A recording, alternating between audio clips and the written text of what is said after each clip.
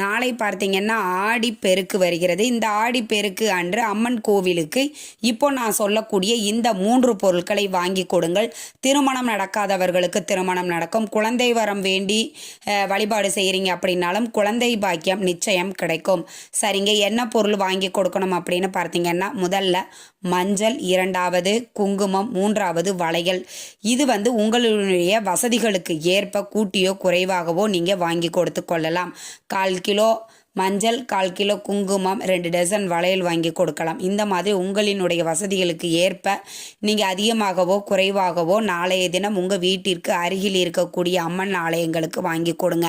இப்படி வாங்கி கொடுப்பதினால் நம்மளுக்கு என்ன நன்மைகள் ஏற்படும் அப்படின்னு பார்த்தீங்கன்னா, திருமணமே நடக்க மாட்டேங்குது, தள்ளி போய்கிட்டே இருக்குது அப்படிங்கிறவுக்கு நல்ல வாழ்க்கை துணை அமையும். குழந்தை பாக்கியத்திற்காக நீங்கள் வழிபாடு செய்கிறீங்க அப்படின்னா அடுத்த ஆடி மாதத்திற்குள் உங்களுக்கு குழந்தை பாக்கியம் நிச்சயம்